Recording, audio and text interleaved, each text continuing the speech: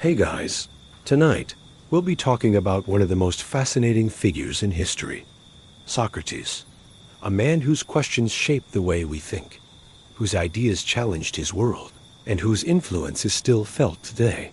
In this gentle journey, we'll explore the main ideas he shared, why some people in Athens saw him as a threat, and how his life connected to the birth of democracy in ancient Greece.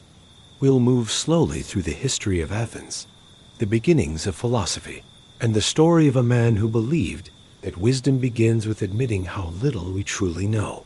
So as you get comfortable, let your mind drift with the story of Socrates, the godfather of philosophy, the questioner of truth, and a voice from ancient Greece that still whispers across time. Now, let's begin. Imagine standing on the plain of Marathon in 490 BCE. The morning air is thick with dust and fear. Before you stretches the Persian army, vast and glittering. Soldiers from every corner of a sprawling empire, armored in bronze and iron, banners flapping in the wind. Behind them waits the will of the great king, Darius of Persia, ruler of millions. And then, look at the Athenian line. 10,000 hoplites, farmers and craftsmen who have left their homes and families to defend their city. They are outnumbered. They face the most powerful empire the world has ever seen. And yet, when the moment comes, they do something astonishing. They charge. Not slowly, not cautiously, but running full speed, shields clashing, spears braced. The clash is thunderous. Bronze against bronze, flesh against steel. And against all odds, the Athenians break the Persian line. They chase the invaders back to their ships, slaughtering them as they flee. Marathon is a miracle. It is proof that free men, not professional soldiers, can stand against an empire. 10 years later, the Persians return, this time under Xerxes, with an army so vast it seems endless, perhaps the largest the world has ever seen. Greek cities tremble. Some surrender, but Athens refuses. At Salamis, the Athenian navy lures the massive Persian fleet into narrow straits. The smaller, nimbler Greek triremes ram the enemy ships, breaking them apart. The sea fills with wreckage and bodies. The Persians are humiliated. Soon after, at Plataea, they are driven from Greece entirely. The impossible has happened twice. The underdog Greeks had defeated the superpower of the world. And what city stands tallest in this triumph? Athens. It was Athenian sailors who turned the tide at Salamis. Athenian soldiers who bled at Marathon. Athenian leaders who dared to defy Persia when others surrendered. Victory becomes not just survival, but identity. Athens sees itself as the guardian of freedom, the city chosen by the gods to protect Greece. But this victory brings more than pride. It brings a radical idea. If farmers, craftsmen, and sailors saved the city, then surely they deserve a voice in ruling it. Why should decisions belong only to nobles and aristocrats, when the common man has proven his courage and worth? Thus, out of war, democracy takes root. Picture the assembly of Athens, the ecclesia. Nearly every week, thousands of citizens gather on the Nix, a rocky hill overlooking the city. They sit in the open air, listening to speeches, shouting, voting. Any male citizen can rise and speak, no matter his wealth or birth. The people decide on war and peace, on taxes and laws. No king, no tyrant, no council of nobles. Here the people rule themselves. But democracy in Athens is not only the assembly. It is woven into every part of public life. Juries, for example. In Athens, trials are not judged by a single magistrate, but by hundreds of ordinary citizens, chosen by lottery. A jury might have 201 members, or 501, or even more. Their verdict is final, no appeals, no judges above them. Public offices, too, are filled not by elections, but by chance. Names are drawn, and ordinary men are suddenly entrusted with positions of responsibility. The reasoning is simple. Every citizen is equal, and therefore every citizen deserves a chance to serve. This is radical equality, a democracy more direct and daring than almost anything the world has seen since. And yet, the brilliance of Athenian democracy is also its flaw. First, consider who counts as a citizen. Out of perhaps 300,000 people in Attica, only about 30,000 are citizens with the right to vote. Women, slaves, and foreigners are excluded. Democracy, for all its radicalism, rests on the labor of those who have no voice. Second, consider how decisions are made. The assembly is passionate, noisy, easily swayed by the skill of an orator.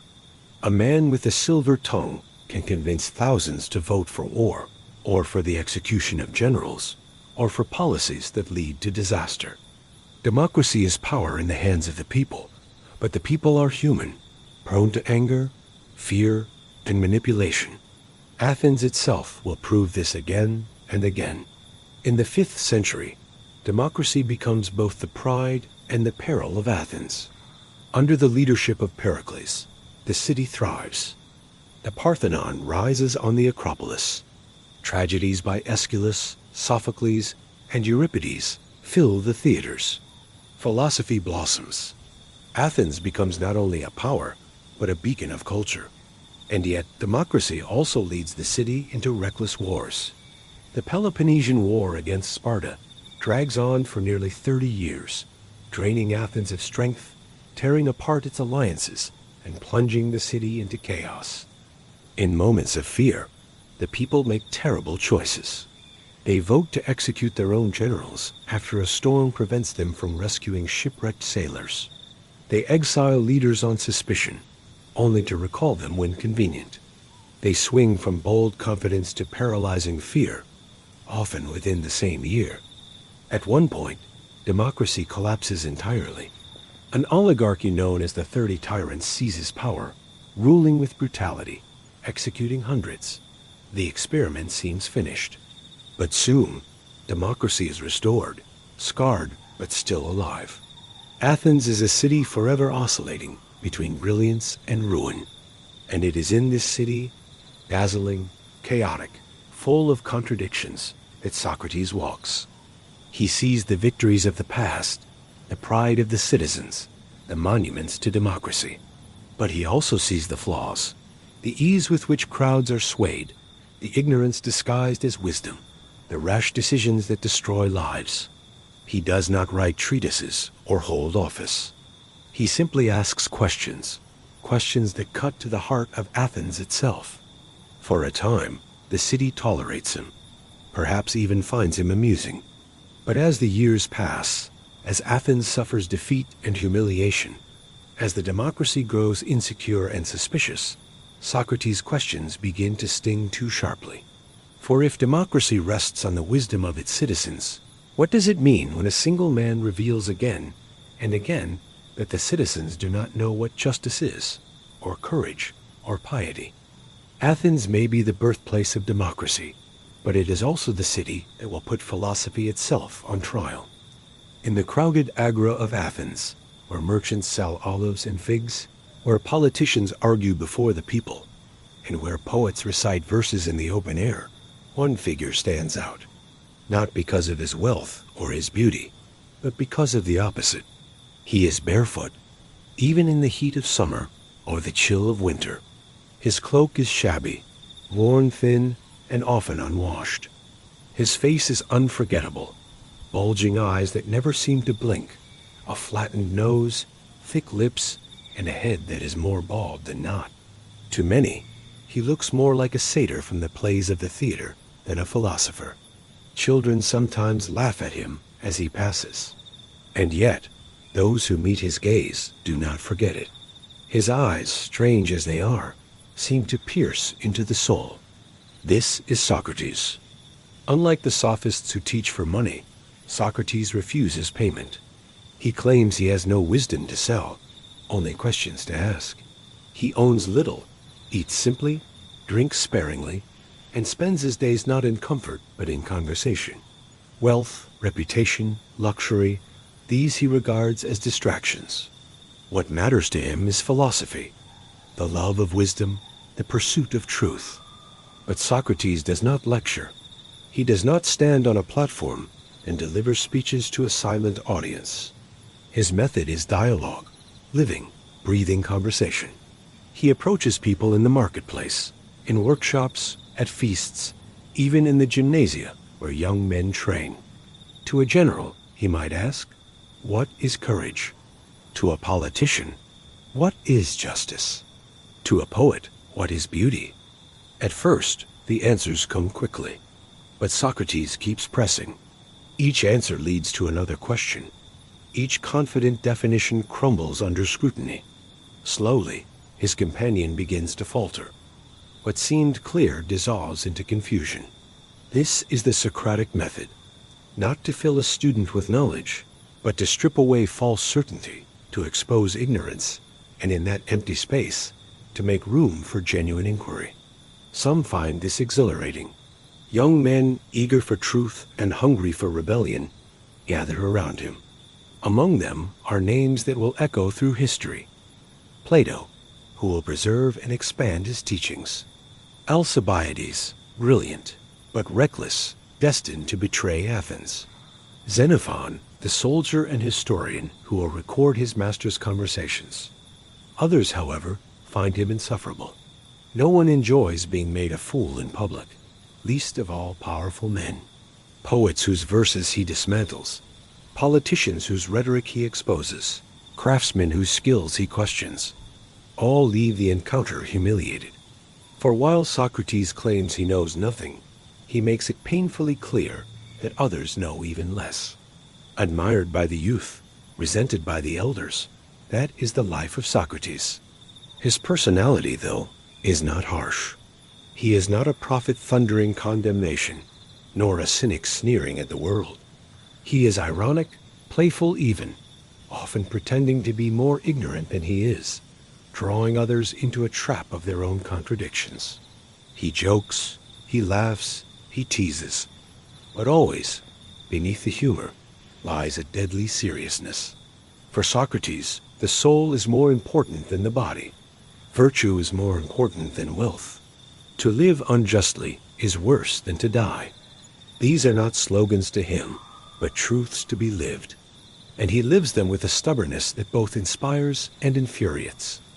Physically, he is surprisingly tough. Though ungainly in appearance, he endures hardship with remarkable strength. In the Peloponnesian War, where he serves as a hoplite, fellow soldiers are astonished at his resilience. He marches barefoot through the snow when others complain of the cold. He goes without food or sleep more easily than younger men. In battle, he proves courageous, even saving the life of Alcibiades by carrying him from the field. And yet, he never boasts. For Socrates, courage is not recklessness, but knowledge, knowing what is worth fearing and what is not. Death, he believes, is not the greatest evil. The true evil is injustice, corruption of the soul. What sets Socrates apart is not only his method, but his mission. He believes the god Apollo has given him a task. The story goes that his friend Cherephin once asked the oracle at Delphi whether any man was wiser than Socrates. The oracle replied, "None." Socrates, puzzled, insists this cannot be true. He knows nothing. How could he be the wisest? And so, he begins to test the oracle's words. He seeks out politicians, poets, craftsmen, generals, anyone with a claim to knowledge. Each time, he finds the same. They think they know, but do not. At last, he understands. If he is the wisest of men, it is only because he knows he does not know. Others are ignorant and think themselves wise. Socrates is ignorant and admits it. This realization shapes his life.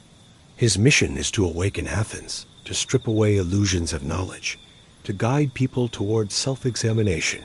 He becomes, as he says in his trial, a gadfly, a sting that keeps the great horse of Athens from falling asleep. But gadflies are not loved. Over time, resentment grows. His relentless questioning undermines the authority of leaders. His mockery of traditional beliefs earns him suspicion of impiety. His association with young men like Alcibiades, who will later betray Athens, taints his reputation. And yet, Socrates does not stop. He cannot stop. To abandon philosophy would be to betray the god's command, to betray himself. Day after day, in the streets of Athens, among marble statues and noisy markets, in the shadow of the Parthenon, Socrates continues. Barefoot, shabby, strange, but unshakable. Athens calls itself the school of Greece, a city where every citizen has a voice, where freedom is the heartbeat of the polis. To many, democracy is the pride of Athens, its most radical and brilliant creation, but not to Socrates. For him, democracy is not wisdom. It is dangerous. He often compared the city to a ship. Imagine, he says, a vessel at sea. The sailors all argue about who should steer. Each claims the right. None has real knowledge of navigation.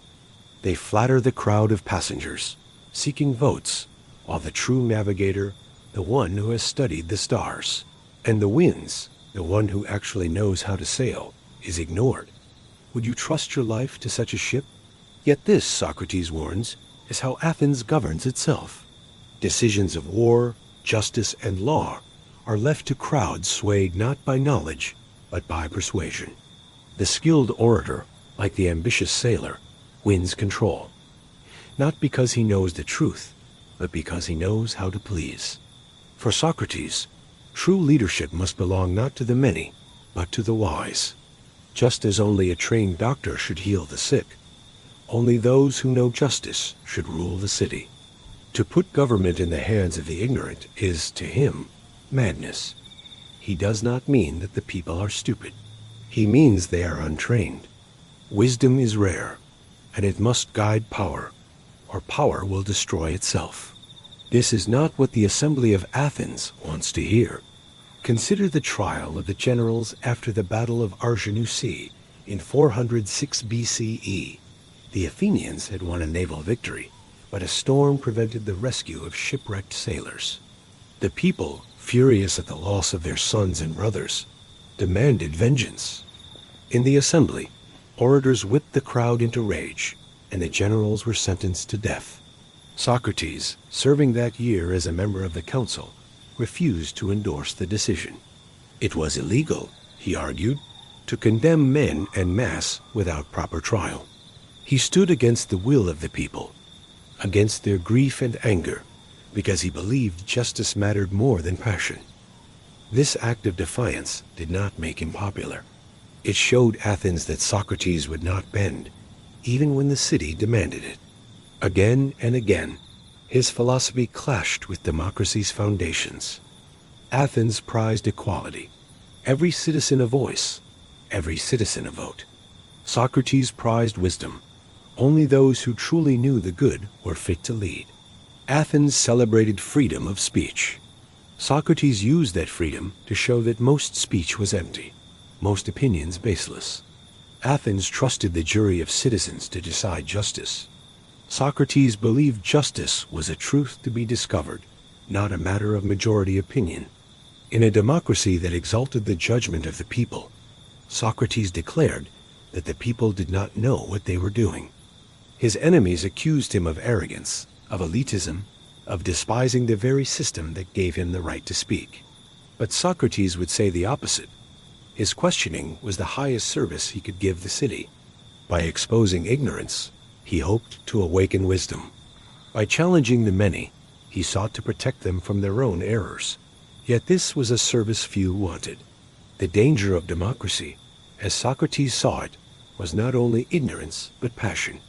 Crowds could be swept into anger, fear, or pride, and in that storm, justice was drowned. He pointed to moments when the city acted rashly, executing generals in grief, exiling leaders in paranoia, embarking on reckless wars stirred by ambition. The most famous of these was the Sicilian expedition. In 415 BCE, persuaded by the eloquence of Alcibiades, once Socrates' student, the assembly voted to send a massive fleet to conquer distant Syracuse. It was a decision born of pride, not reason. The expedition ended in catastrophe, Thousands dead, the navy destroyed, Athens weakened beyond repair. For Socrates, this was proof of what happens when passion rules in place of wisdom. And yet, his critique was not purely political. At its root, it was moral. He believed most people act not from knowledge, but from ignorance. They seek wealth, power, pleasure, not because these are truly good, but because they think they are. Evil, in his view, is not deliberate, but born of not knowing better. Thus, when the assembly or a jury chose wrongly, it was not because they were wicked, but because they were blind. What Athens needed was not more freedom, but more understanding. Philosophy, not rhetoric. Truth, not opinion. But how could a democracy built on the voice of the people accept that the people themselves did not know the good? This tension made Socrates both fascinating and dangerous. To the young, he was a liberator.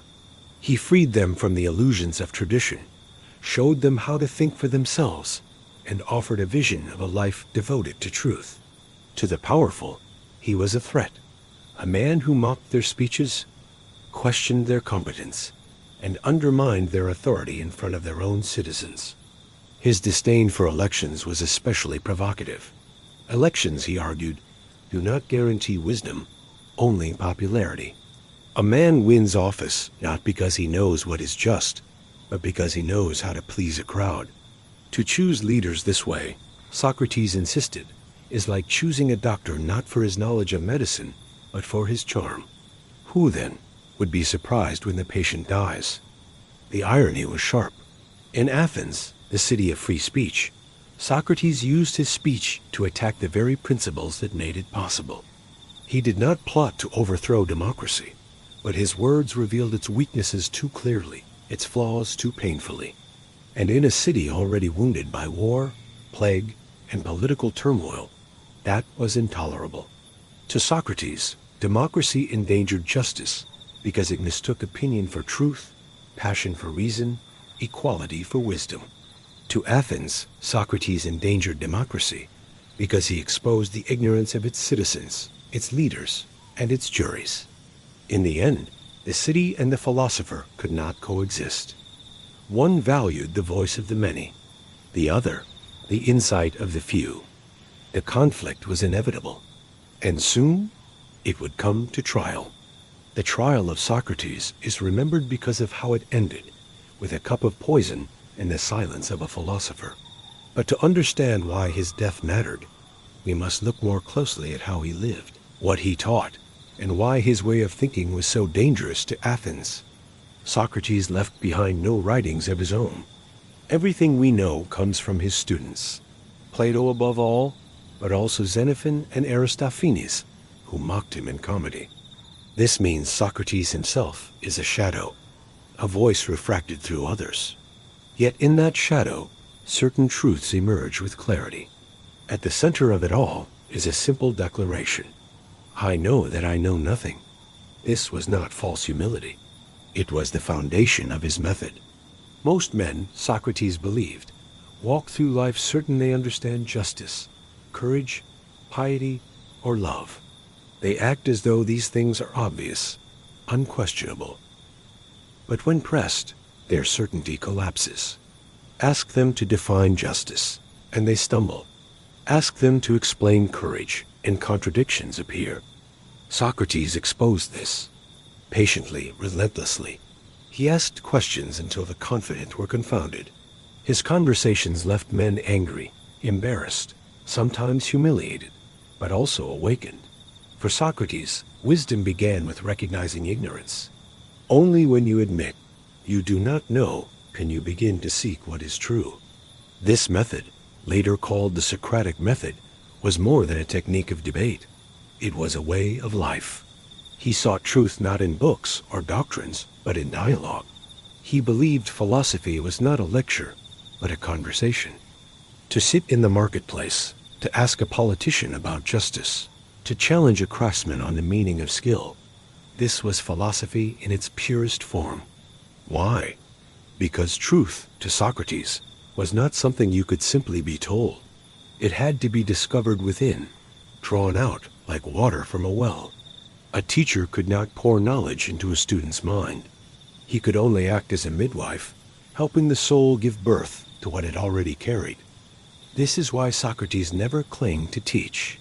He claimed only to question, but questioning was only the beginning. What was the purpose of philosophy? Not victory in argument, not intellectual pride. For Socrates, the goal was care of the soul. He believed the soul, not wealth, not reputation, not even the body, was the most precious part of a person. To live without examining the soul was to waste life itself. Hence his famous line, "The unexamined life is not worth living." What then makes the soul healthy? Virtue. To Socrates, virtue was not a list of rules or religious duties. It was knowledge of the good. Just as a doctor heals the body by knowing medicine, the soul is healed by knowing what is truly right. Here lies one of his most radical beliefs. No one does evil knowingly. Every wrong action, he argued, comes from ignorance. The thief steals not because he chooses evil, but because he wrongly believes wealth will make him happy. The coward flees not because he hates courage, but because he confuses safety with the good. If a man truly knew what was good, he would do it. This meant education, not punishment, was the true cure for vice. To make men just, you must teach them justice. To make them virtuous, you must show them the good. This belief gave his philosophy both hope and danger. Hope, because it suggested that all could improve, that knowledge could lead to virtue, that the soul could be healed through reason. Danger, because it implied that the traditions of Athens, its myths, its rituals, its laws, might not be true guides to virtue. If the gods themselves acted unjustly in Homer's Tales, could they truly be models for the good? If democracy condemned Socrates, could democracy itself be just? Here we see why his philosophy threatened Athens so deeply. For the city, morality was rooted in tradition, the gods, the laws, the customs of the ancestors. For Socrates, morality was rooted in truth, something beyond custom, discoverable through reason. This meant no authority was beyond question. Not the poets, not the politicians, not even the gods. When Socrates asked, "What is piety?" he was not merely engaging in wordplay. He was shaking the foundations of Athenian life. Another central theme of his thought was care for the self. He mocked those who obsessed over money, power, or beauty, but neglected their soul. "You are anxious about acquiring wealth," he said, "but careless about acquiring wisdom." He compared himself to a gadfly, stinging the great horse of Athens so it would not fall asleep. His mission, as he saw it, was given by the god Apollo, to awaken the city to the care of virtue. It was not an easy mission. Few enjoy being told that they are ignorant, or that their lives are misguided. Yet Socrates believed this was the highest service he could render. Better to be unsettled than complacent. Better to be disturbed into wisdom than lulled into folly. His philosophy also touched on politics, though indirectly. He never wrote a constitution or founded a school of law. Yet in his critique of democracy, in his insistence that rulers must know the good, he planted seeds that would grow in Plato's Republic. Socrates himself, however, stayed focused on the individual soul. He believed that if each person cared for their soul, justice would naturally follow in the city. In this, he was both humble and radical. Humble, because he claimed no political power. Radical, because he suggested that true reform begins not with laws, but with philosophy. Finally, we must look at his view of death. For most Athenians, death was a terror, the end of life or the punishment of the gods.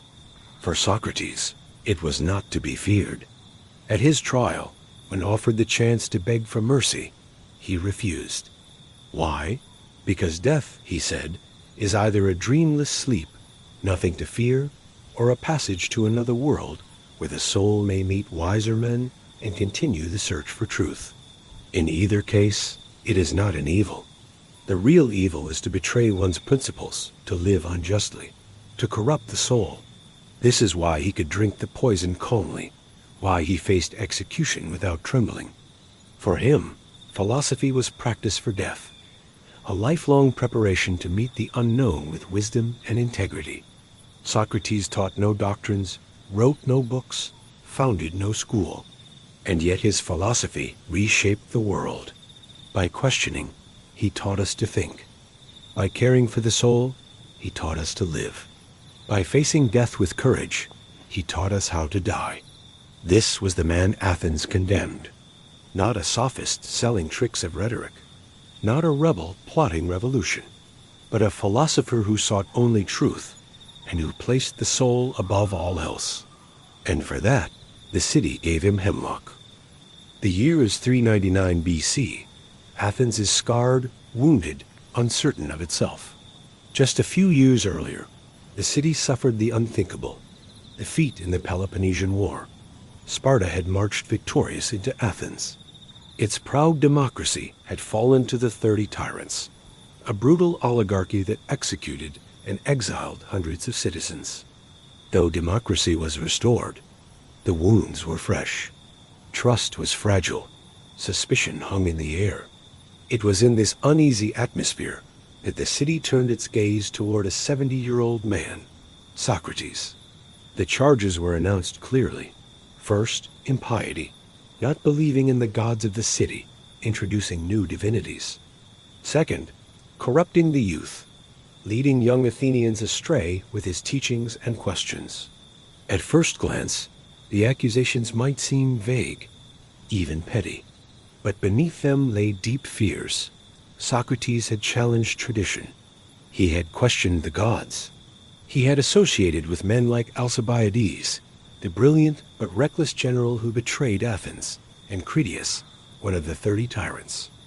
To many citizens, Socrates seemed dangerous, a man whose words had already poisoned the city's youth, steering them away from loyalty and toward rebellion.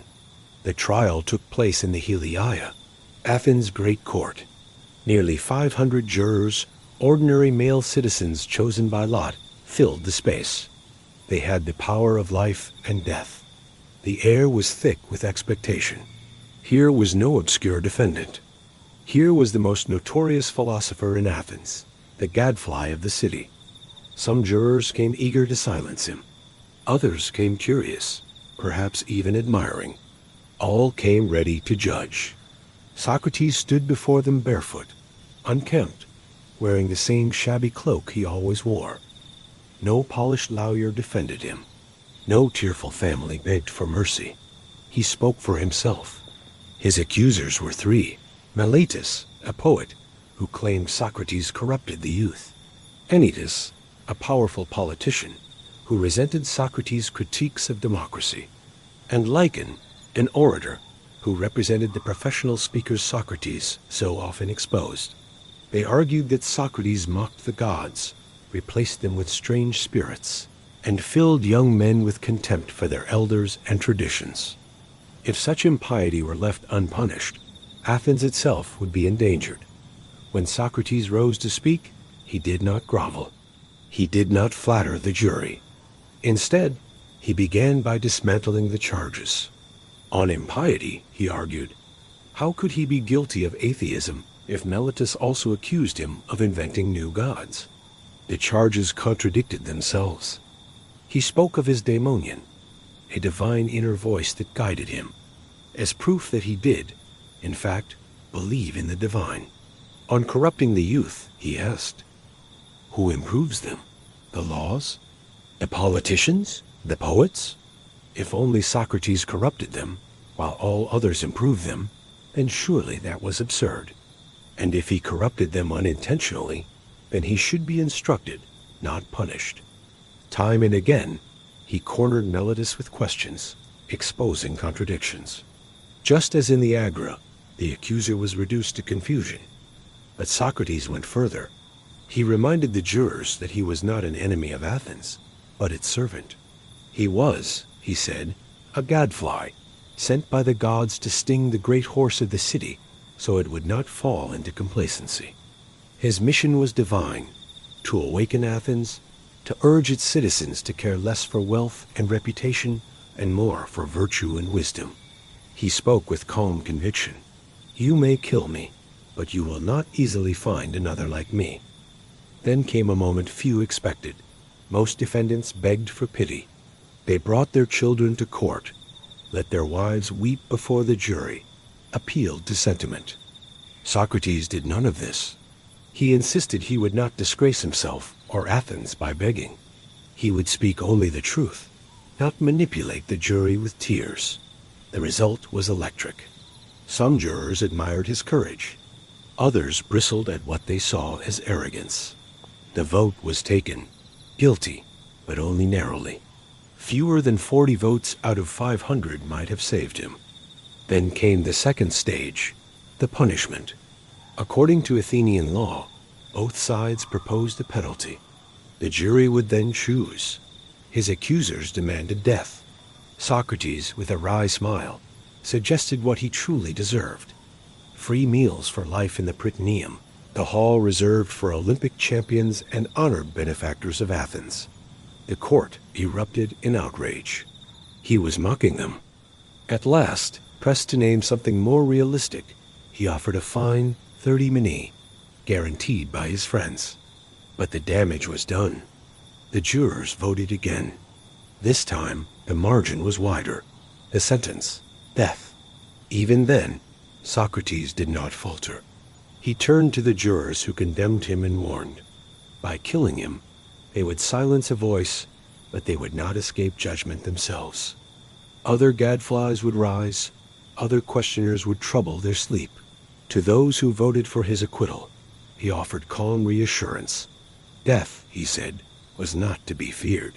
Either it was nothingness, a peaceful sleep, or it was a journey to another world where he could meet great men of the past and continue his questions. And then, with the faintest smile, he added, "The hour of departure has arrived. I go to die, you to live. Which is better? Only the god knows." The trial was over. Athens, the city of drama and debate, had staged its most unforgettable performance. Not in the theater of Dionysus, but in the courtroom of the Heliaia. Not in the words of Sophocles or Euripides, but in the calm, relentless voice of Socrates. The verdict was sealed. The philosopher would die. But in condemning him, Athens gave birth to something greater, a legacy of philosophy that would outlive the city itself. The trial had ended. The sentence was pronounced. But Athens did not kill its philosopher immediately. According to custom, executions were delayed until after a sacred religious festival. During this time, the city's sacred ship sailed to the island of Delos, honoring Apollo.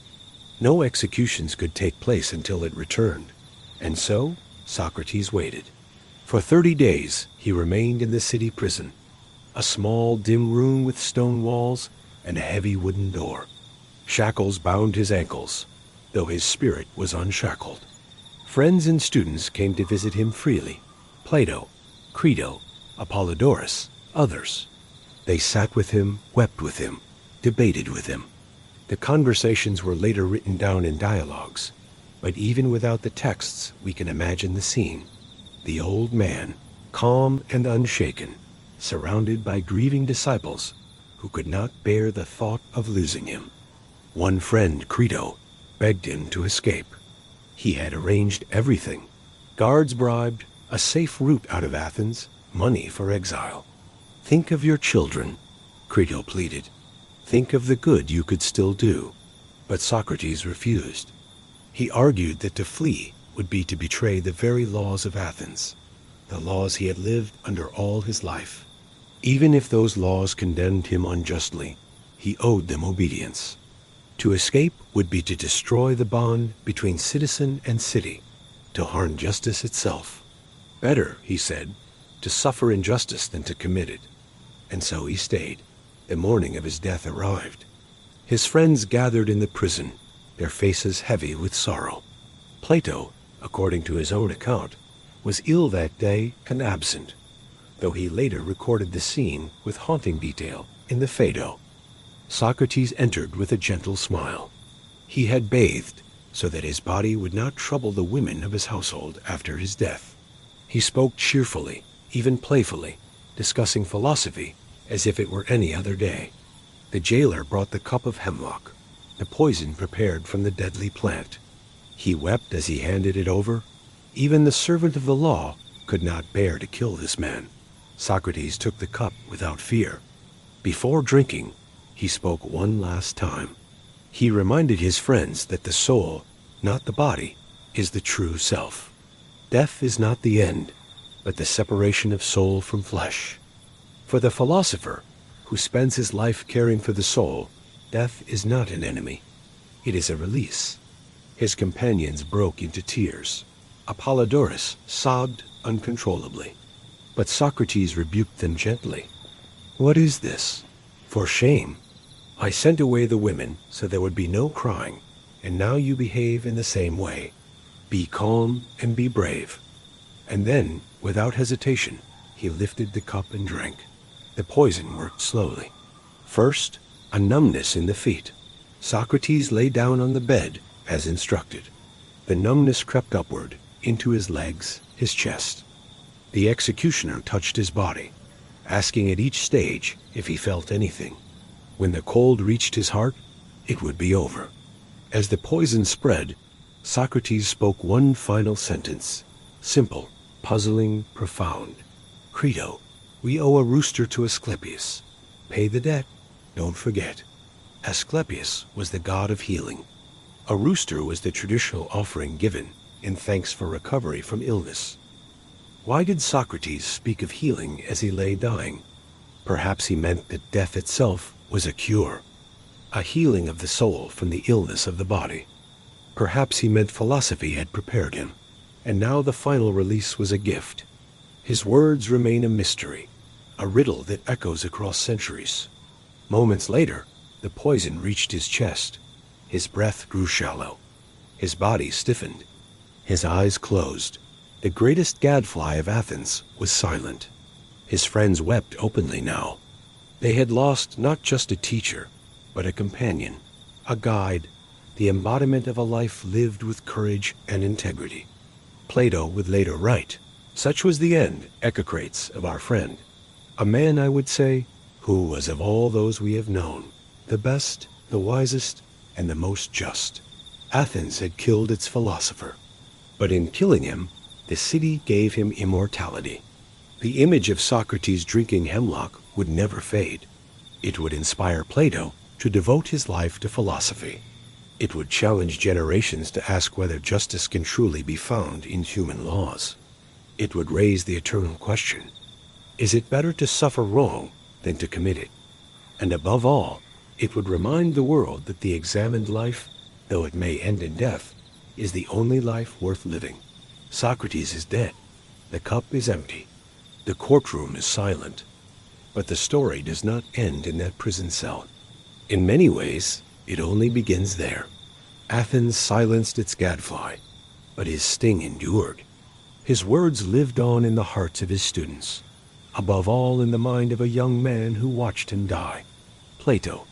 For Plato, the execution of Socrates was not just the loss of a teacher. It was the shattering of an illusion. Athens, the city that boasted of freedom and wisdom, had killed the wisest and most just of men.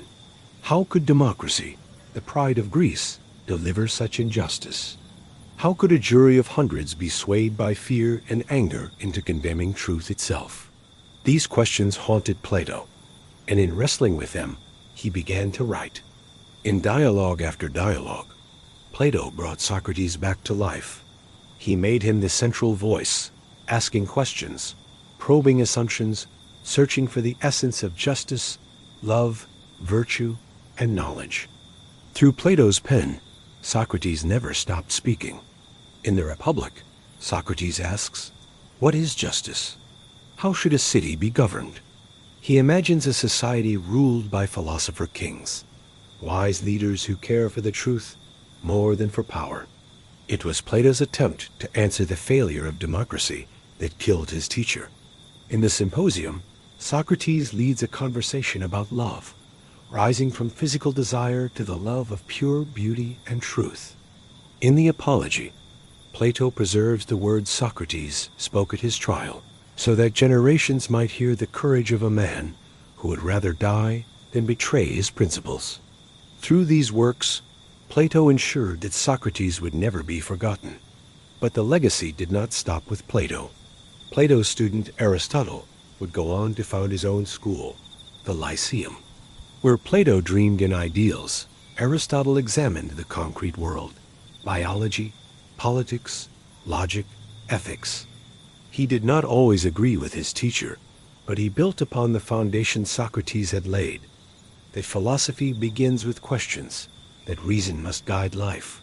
Together, Socrates, Plato, and Aristotle became the great triad of Greek philosophy, the roots from which much of Western thought would grow. The Socratic method, questioning, probing, testing assumptions, became a model not only for philosophy, but for law, science, and education. In courts of law, lawyers cross-examine witnesses with questions that expose contradictions.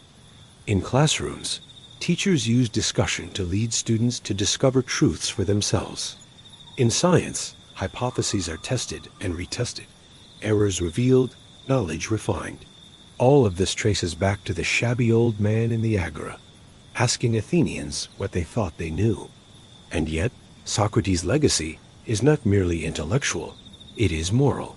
He showed what it means to live with integrity, to care for the soul above wealth, to value truth above popularity, to stand firm even in the face of death. When he refused to escape prison, he demonstrated loyalty to justice over self-preservation. When he drank the hemlock calmly, he showed that philosophy was not words, but a way of life. When he told Crito to sacrifice a rooster to Asclepius, he hinted that death itself might be a kind of healing. These moments became symbols of courage and principle. Over the centuries, rulers and thinkers alike looked back to Socrates. Early Christians admired him as a kind of pagan saint, a man who suffered for truth. Enlightenment thinkers hailed him as a champion of reason against superstition. Revolutionaries saw in him the spirit of resistance to unjust authority. Even today, when we ask hard questions, when we challenge those in power, when we value truth over comfort, we walk in Socrates' footsteps. And so, the irony is complete. Athens killed Socrates to silence him. But in doing so, they gave him a voice louder than any living man. A voice that has spoken for 2,400 years. A voice that reminds us that democracy without wisdom can become tyranny of the many. That power without truth collapses. That life without examination is not worth living. Socrates fought no wars. He seized no throne. He owned no wealth, wrote no books, commanded no armies. And yet, his words shook Athens to its core. The city feared him, condemned him, executed him. But he outlived the city. For while empires rise and fall, while marble temples crumble and statues break, the questions of Socrates remain. What is justice? What is virtue? What is the good life? These questions are as alive today as they were in the marketplace of Athens. And every time we dare to ask them, Socrates lives again. As the echoes of Socrates' death faded into the annals of history, his influence continued to ripple outward, shaping not only philosophy, but also the very fabric of Western thought. The city that had condemned him, Athens remained a crucible of ideas, a place where the tension between tradition and innovation, authority and inquiry, persisted. Socrates' legacy became a catalyst for future generations to question, to seek, and to challenge the accepted truths. In the centuries that followed, Socrates' method of relentless questioning evolved into a foundational principle for scientific investigation. The Renaissance scholars, inspired by the rediscovery of classical texts, adopted the Socratic approach, doubting, probing, and testing assumptions about the natural world. They rejected dogma and sought empirical evidence, echoing Socrates' belief that truth must be uncovered through reason and observation. Figures like Leonardo da Vinci and Galileo Galilei exemplified this spirit, challenging prevailing authorities and pushing the boundaries of human knowledge. Similarly, the Enlightenment thinkers, such as Descartes and Kant, drew inspiration from Socrates' emphasis on reason and skepticism. They argued that human beings possess the capacity for rational thought, and that society's progress depends on questioning authority, tradition, and established institutions. The notion that individuals could reason for themselves, that truth was accessible through deliberate inquiry, became a central tenet of modern liberal democracy and scientific progress. Yet, Socrates' influence was not confined to the realm of intellectual pursuits. His moral philosophy planted seeds that would grow into ideas about human rights, justice, and individual dignity. His unwavering commitment to truth and virtue inspired reformers and revolutionaries who, across centuries, fought against tyranny, oppression, and injustice.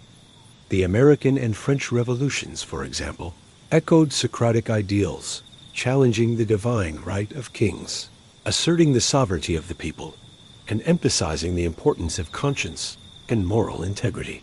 In the sphere of education, Socrates' method became a cornerstone for pedagogical philosophy. The emphasis on dialogue, critical thinking, and active participation transformed classrooms into forms of discovery rather than mere repositories of facts.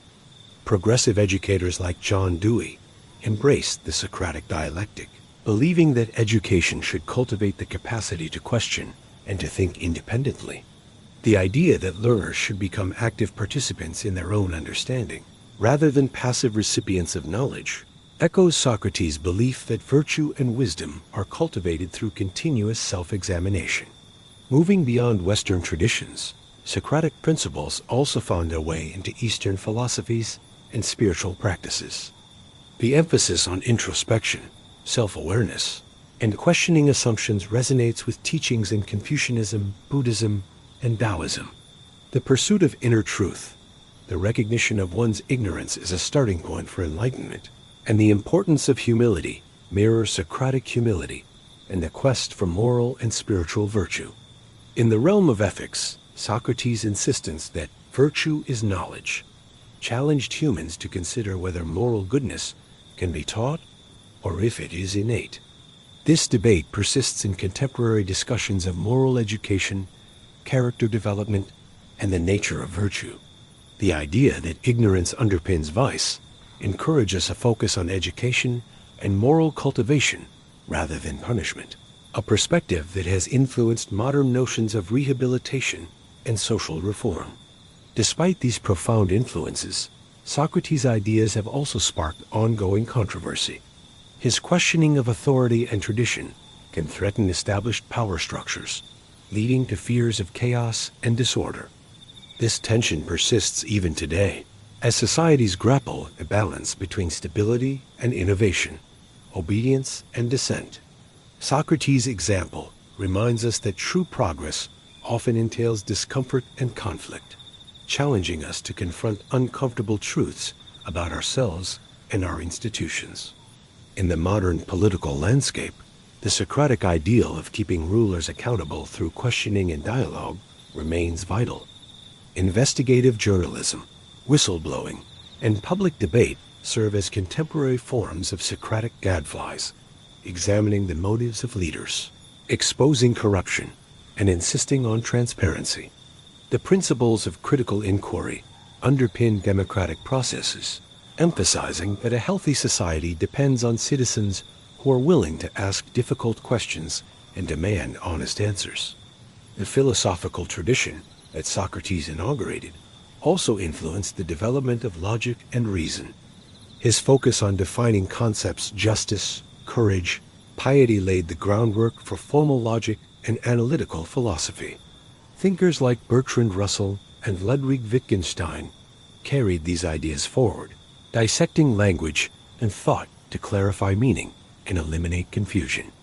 Their work, in turn, influenced the modern scientific method, which relies on clear hypotheses, rigorous testing, and falsifiability.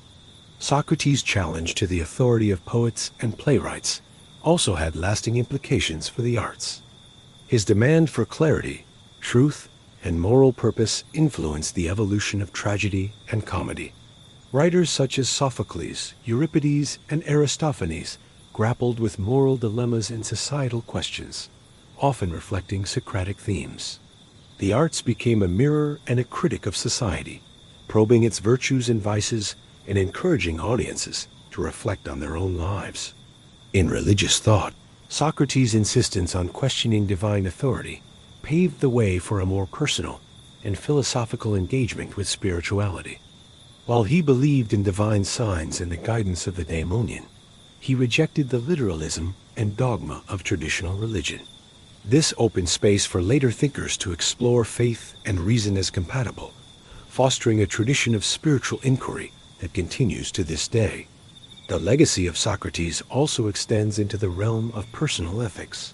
His life exemplified integrity living according to one's principles, even at the cost of one's life. His calm acceptance of death teaches the importance of aligning one's actions with one's deepest values. This moral stance has inspired countless individuals to stand firm against injustice and to pursue a life of authenticity and virtue. Furthermore, Socrates' death underscores a profound truth about the human condition, that the pursuit of truth often involves sacrifice. His willingness to face death rather than compromise his principles embodies the ideal that moral courage is the highest form of strength. In a world often tempted by expedience or conformity, Socrates' example challenges us to consider what we are willing to endure for the sake of truth and justice. In contemporary times, the Socratic spirit manifests in civil disobedience and activism. Movements for civil rights, environmental justice, and social equality often begin with questioning the status quo, challenging unjust laws, exposing systemic corruption, and advocating for moral awakening. Leaders like Martin Luther King Jr. and Mahatma Gandhi drew upon Socratic principles of nonviolent resistance rooted in moral conviction. On a personal level, Socratic questioning encourages self-reflection and emotional intelligence. The practice of examining one's beliefs, motives, and desires leads to greater self-awareness and moral clarity.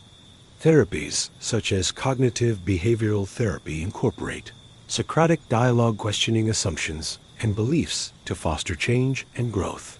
The modern scientific community, too, embodies Socratic inquiry. Scientists formulate hypotheses, test them rigorously, and remain open to revision. This ongoing process of questioning and refinement drives technological innovation, medical breakthroughs, and our understanding of the universe. Socrates' unwavering commitment to truth, even in the face of opposition, remains the bedrock of scientific integrity. In education, the Socratic method persists as a powerful tool for developing critical thinking skills. Socratic seminars, student-led discussions, and inquiry-based learning challenge students to articulate their ideas, confront contradictions, and develop nuanced understanding.